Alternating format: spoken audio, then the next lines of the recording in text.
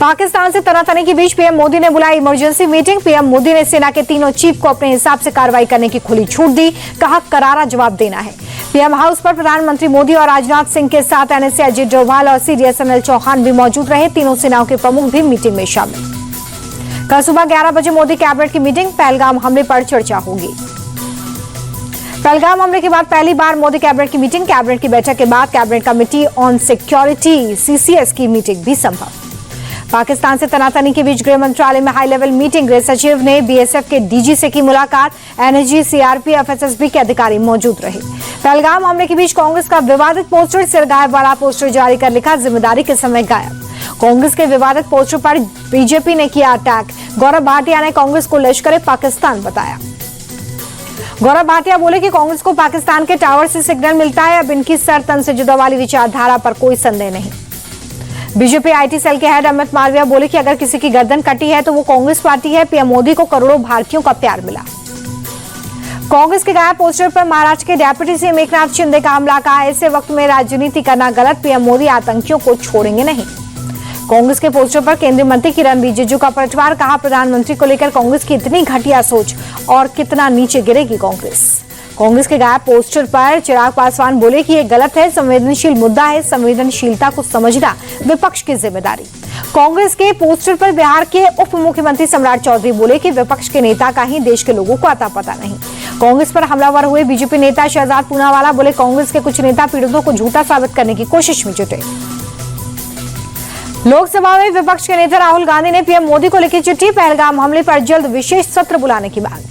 कांग्रेस अध्यक्ष खड़गे ने पीएम मोदी को लेटर लिखा, विशेष सत्र में पहलगाम हमले पर चर्चा की मांग। अखिलेश यादव ने ट्वीट कर पूछे सवाल, लिखा पूछता है पहलगाम का पर्यटक, खतरों के बीच मेरी रक्षा करने वाला कोई वहां क्यों नहीं था।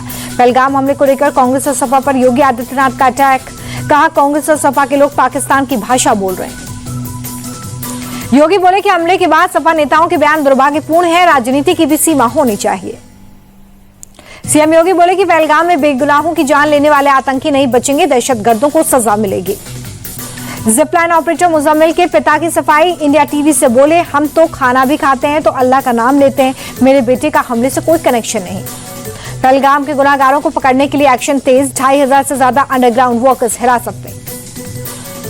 आतंकियों के खिलाफ सेना की कार्रवाई पर महबूबा मुफ्ती का बड़ा बयान, कहा कि आम लोगों के घर ना गिराए जाएं, सालों से कश्मीर में रह रहे पाकिस्तानियों को ना खदेड़ा जाए। पहलगाम हमले के बाद सरकार का बड़ा फैसला, कश्मीर के 48 पर्यटक स्थलों को बंद किया गया। गुलमर्ग, सोनमर्ग, डल लेक इलाके को बंद किया गया है। प्रमुख पर्यटन स्थलों को बंद करने से पर्यटकों की आवाजाही ठप।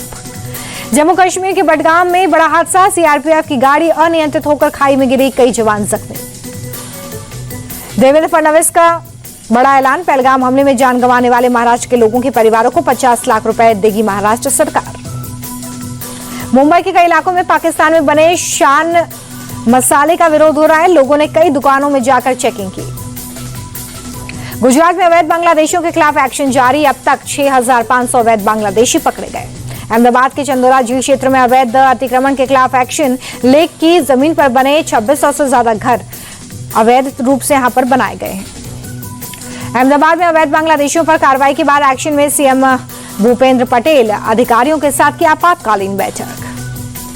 नेपाल में पाकिस्तानी एम्बेसी के बाहर प्रदर्शन, हाथों में पोस्टर बैनर लेकर पहुंचे लोग, पाकिस्तान के खिलाफ नारेबाजी।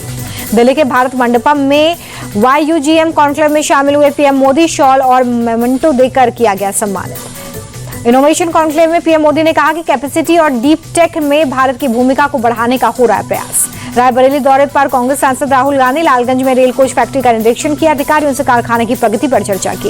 यूपी के डेप्यूटी सीएम केशव प्रसाद मौर्य का अखिलेश यादव पर हमला, कहा 2027 का चुनाव सपा अकेली लड़े या गठबंधन के साथ खिलेगा कमल ही। गोरखपुर में सीएम योगी आदित्यनाथ पोषण पखवाड़ा 2025 का उद्घाटन करते नजर आए, गोद में लेकर बच्ची को दुलारते दिखे। हरियाणा के सिरसा में बीजेपी नेता मनीष सिंगला को कार्यक्रम से बाहर निकालना डीएसपी को भारी पड़ गया। डीएसपी जितेंद्र कुमार राणा का माफी मांगने का वीडियो वायरल हुआ। दिल्ली के प्राइवेट स्कूलों पर रेखा गुप्ता सरकार ने कसी नकेल, स्कूल फीस एक्ट को कैबिनेट से मंजूरी। मुख्यमंत्री रेखा गुप्ता बोले कि दिल्ली में फीस ना बढ़े, इसके लिए पिछली सरकारों ने कुछ नहीं किया, ऐसा कोई कानून नहीं था जिससे स्कूलों पर लगाम लगाई जा सके। शिक्षा मंत्री आशीष सूद बोले कि स्कूलों में फीस बढ़ोतरी को लेकर 3 स्तर पर कमेटी बनेगी, बिना कमेटी की सहमति के फीस बढ़ाने वाले स्कूलों पर 1 लाख रुपए से 10,000 तक का जुर्माना भी लगेगा। दिल्ली की सीएम रेखा गुप्ता और उपराज्यपाल वीके सक्सेना ने नजफगढ़ नाले का निरीक्षण किया है। बीजेपी सांसद प्रवीण खंडेलवाल मौजूद रहे। दिल्ली के शालीमार बाग पहुंची सीएम रेखा गुप्ता और उपराज्यपाल वीके सक्सेना। शालीमार बाग में जीर्णोद्धार कार्य का निरीक्षण किया। भोपाल में आरपीएफ जवान की पिटाई के मामले में एक्शन, पुलिस ने 3 आरोपियों को गिरफ्तार कर निकाला जुलूस। यूपी के महाराजगंज में चला प्रशासन का बुलडोजर, अवैध निर्माण को जमींदोज किया गया। मदरसा संचालक ने सरकारी जमीन पर कब्जा कर रखा था। यूपी के हापुड़ में बाइक सवार बदमाशों का आतंक, स्कूटी से जा रही महिला से चेन स्नैचिंग, सीसीटीवी में कैद हुई वारदात। बेटी के साथ स्कूल जा रही थी महिला। राम मंदिर निर्माण समिति के अध्यक्ष नृपेंद्र मिश्रा का बयान, 5 जून तक मंदिर का काम पूरा हो जाएगा। जल्द जनता के लिए 7 और मंदिरों के दरबार खोले जाएंगे।